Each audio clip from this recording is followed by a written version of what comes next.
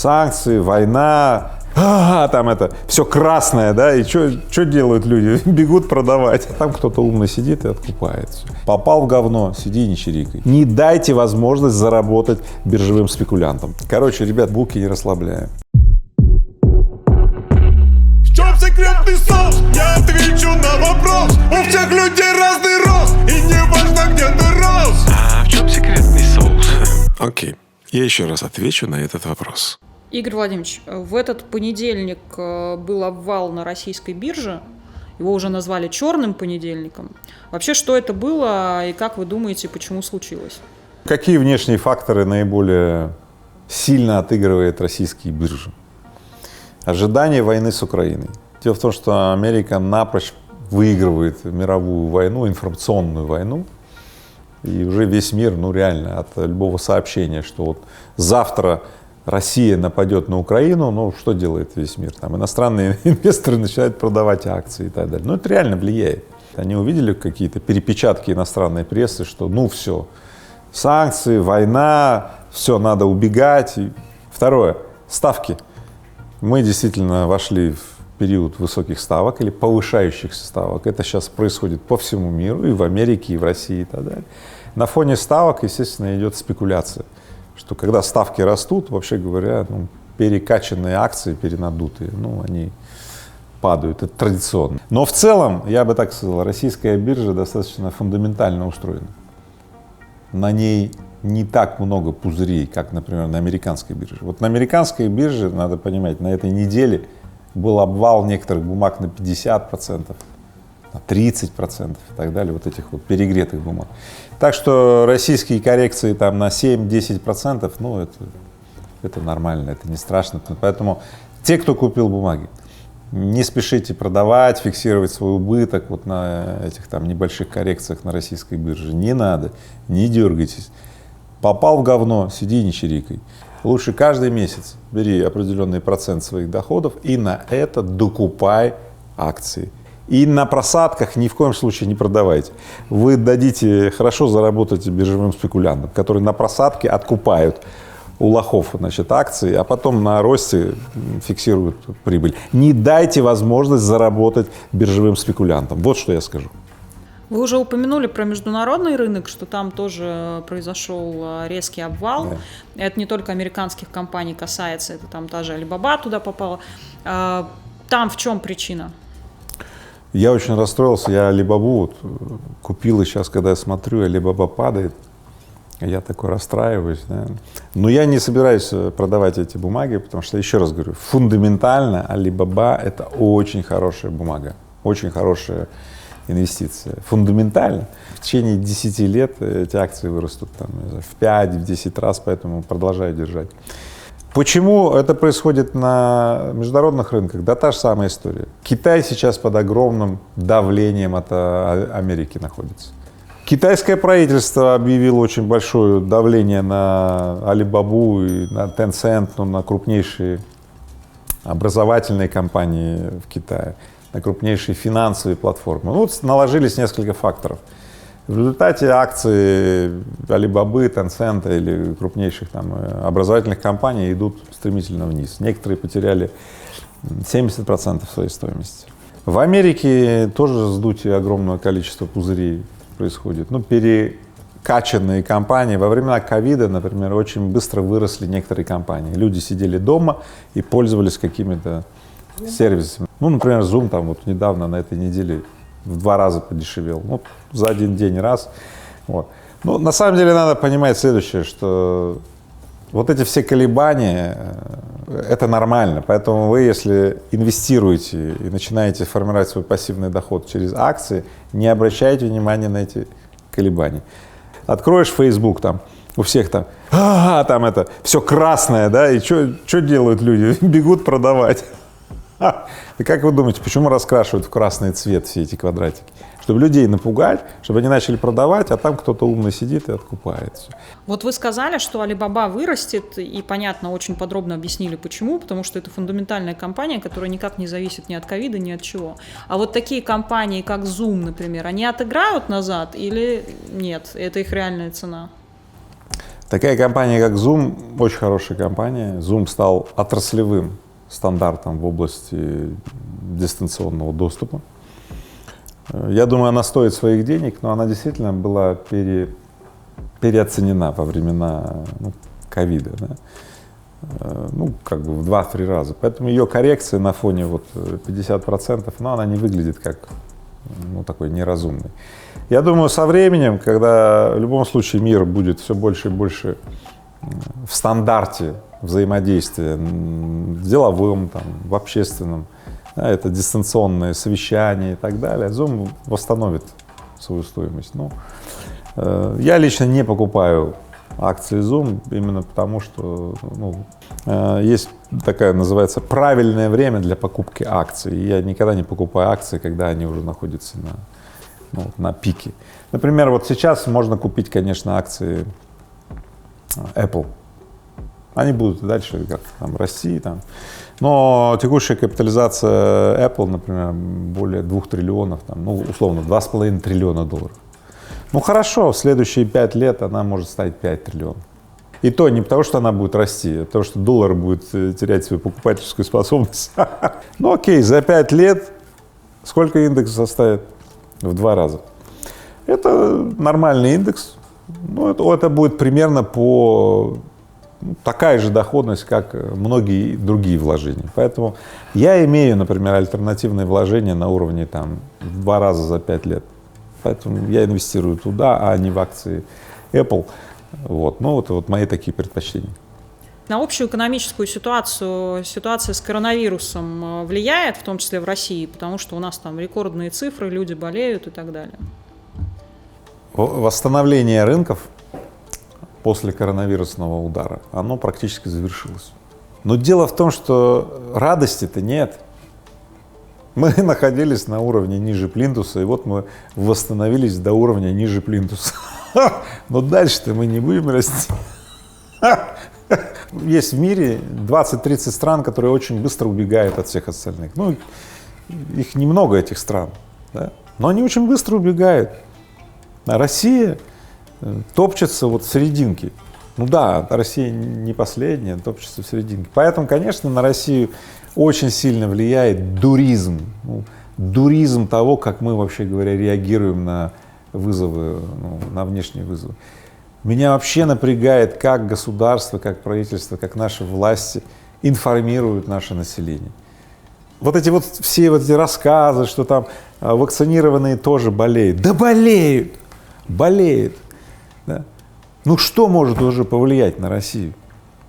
Мы живем, у нас даже коронавирус превращается уже в шоу. Раз уж мы заговорили о коронавирусе, вроде бы это не совсем сюда, но не могу не задать этот вопрос. В России было несколько митингов, и достаточно больших, от антиваксеров, которые говорили, что мое тело, мое дело, не смейте требовать от меня вакцину и так далее. Я вам сейчас одно даже покажу, чтобы у вас так немножко было понимание. Полиции, Росбанки, Роспотребнадзора, Минздрава ФСБ полностью подконтрольны мировой сатанинской элите. Но эти люди есть. Как вы оцениваете, почему так происходит? Это же проблема, когда не просто люди не доверяют вакцине российской, а когда они на полном серьезе говорят о сатанинской религии, о чипировании и так далее. Как с вот этим работать? Я не ругаю этих людей и не критикую, и никак не хочу вставать в осуждающую позицию. Я знаю, что таких людей много. То есть я бы их назвал сатанистами в целом, но я не хочу прибегать к каким-то оценкам, потому что, нет, они просто живут без света и питаются этими всеми заговорами и так далее. Им действительно мерещатся эти мухи, белые мухи. Плюс среди них явно всегда есть такие лидеры, которые разыгрывают свою партию. Хотят дешевый популизм, как дешевый, конкретно стать какими-то вождями для этих людей, чтобы те приносили какие-то дары и так далее. У них есть конкретная своя такая прагматическая история. Бессмысленно осуждать людей, которые живут без света и так себя ведут. Лучше наращивать количество мест, где люди живут, не знаю, чуть-чуть по-другому или сильно по-другому. Именно там произойдет процветание, там произойдет вот это вот приближение к гуманизму, к человеколюбию, да, именно оттуда придет все, что, ну, не нравится мне это слово, спасет Россию, да, но все, что изменит Россию так, что и те люди, которые сейчас там вот мучаются или бесятся в своем вот этом таком проявлении, у них тоже все будет хорошо. И тебя вылечат, и их тоже вылечат, всех вылечат, как говорится, все будет хорошо. Перейдем к валюте, потому что очень людей это волнует. Рубль немножечко упал. Доллар впервые за, по-моему, с июля перешел отметку 75. Наконец-то. Что вы думаете, что будет дальше и почему так произошло? Я кайфую, когда рубль чуть-чуть обесценивается. Не сильно, но чуть-чуть. Поэтому оптимально, когда доллар-рубль 75-80. Поясните. Ну, дело в том, что вот российская экономика очень сильно зависит от того, как наша страна смогла продать товары на внешний рынок. Поэтому, когда доллар стоит 75-80 рублей, российский производитель автоматически, ну, который поставляет продукты на международные рынки, у него выручка растет 10%. Это очень сильно влияет на его прибыльность. Все. Поэтому я вообще сторонник того, чтобы Россия всегда вела достаточно, ну, осторожный подход к укреплению рубля. Укрепление рубля, вообще говоря, не дает возможность системно развиваться российскому экспорту. Ну, я имею в виду не сырьевому, прежде всего, не сырьевому или не энергетическому. Вот. А ключ к процветанию России лежит точно не через сырьевые или энергетические сверхдержавности. Если бы курс доллара был бы сейчас вот 65 или 60, не дай бог, ты знаешь, очень многие бы производства в России, которые сейчас поставляют свой продукт за рубеж, они бы закрылись. Вот такая вот история странная. Для тех, кто экспортирует, понятно, а для обывателя 75-80, для обычного рядового россиянина, это норм или все-таки было бы лучше, если бы рубль был крепче? Кого очень сильно влияет соотношение рубль-доллара, рубль-евро и так далее? Это экономики, которые производят очень мало и очень сильно зависят от импорта. Ну тогда понятно, если ты сильно зависишь от импорта, ну вот эти вот курсовые колебания постоянно тебя вымораживают. Вот и все. Поэтому России вот за времена этих санкций, которые там начались с 2014 года, удалось очень сильно нарастить портфель там внутреннего производства продуктов питания, там, каких-то там ширпотребе в каком-то. Но не так сильно, как хотелось бы. Мне бы хотелось там раз в 10 больше. Дело в том, что пока рак на горе не свистнет, русский человек ничего делать не будет. Ну, собственно, это любой человек ничего делать не будет, а русский тем более. Он не просто один раз свистнет, он когда уже он кричит, только тогда русский человек что-то делает. А все-таки можете назвать сферы, которые касаются потребителей, где стоит ждать прямо серьезного роста цен? Да везде. Я так скажу. Сейчас дело в том, что я вот сейчас скажу самый главный фактор, который произошел за вот эти 2 последних года. Первое. Мир вступил в волну нового, ну, так называемого суперцикла. Суперцикл, ну, это, грубо говоря, тогда, ну, когда происходит реэвалюация, то есть переоценка всего. Металлы, строительные материалы, там, зерно, пшеница, то есть все подорожает в 2 и более раз. А когда все подорожает в 2 и более раз, жизнь в целом подорожает в 2 и более раз. Точка. Если, например, твои доходы вообще не росли последние 2 года, вот 0 роста, то тебе следует приготовиться к тому, что твои доходы должны скачкообразно вырасти на 50% минимум вот, ну, вот завтра, ну, в течение полгода, на 50%. Кстати, напишите мне в комментарии, если вы, ну, вот, имели расходы там 2-3 года назад в каком-то там, вы считали их, например, в месяц вы тратите там на еду, на там, столько-то, да, на еду и на одежду. А сколько вы сейчас тратите на еду и на одежду? И посмотрите, какой у вас индекс, напишите мне очень интересно знать вот у моих подписчиков, какой индекс. Короче, ребят, булки не расслабляем. Кто расслабил булки, тот, сами понимаете, того поимели. А есть ли надежда, что у большинства или хотя бы у значимой части россиян в 2 и более раза вырастет зарплата? Или большая часть из нас в 2 и более раза обнищает?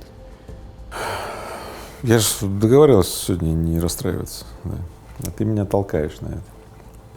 Надежд нет. Ну, надежда — это на самом деле плохая оценка текущей ситуации. Типа, главное — надеяться и верить. Полное. То есть настрой на благоприятное будущее — это настрой, да, а дальше есть анализ, оценка. И дальше статистика. Что делают сейчас люди, большинство людей? Они продолжают сидеть там, где их эксплуатируют за копейки. Они не меняют рабочие места, они продолжают искать доказательства, что вот эта скудная жизнь — это норма жизни, и так стоит жить. Да, это статистика, поэтому откуда у них что изменится? Да хоть какие у них там надежды будут, они никогда не сбудутся. Дело в том, что вот это большинство, которое на самом деле консервирует, да, вот это свою самонесправедливость, вот, ну, оно находится в самонесправедливости и считает, что это вот нормально. В принципе, это и есть основа бедности нашего общества. Наше общество воспроизводит бедность автоматически. Вот это самая главная бедность России. От Советского Союза досталось в наследство нам такое вот отношение. Ну, нежели богато, ну и нехрен, так сказать, париться. Я так сижу, нежели богато, какого хрена? Давайте начнем жить богато. У нас действительно самая навороченная страна с точки зрения возможностей. Ничего нет. Что ни косни, можно делать, добавлять. Потому что ничего нет. Мы как сжатая пружина. Мы как будто бы готовимся к какому-то решительному скачку. Да? Но в конце концов, иногда я смотрю на Китай, на цивилизацию Китая, который 5000 лет, там, не знаю, 200 лет назад какие-то колонисты приехали в Китай и на наркотики там посадили, и 200 лет в Китае было просто, как будто бы вот безволие, бессилие и так далее. А как сейчас Китай расправляет крылья? Поэтому все это вдохновляет мне такую уверенность в том, что Россия воспрянет ото сна. В чем секретный соус? Отвечу на вопрос. У всех людей разный рост, неважно где ты рос. В чем вопрос? Это секретный соус. Это секретный соус.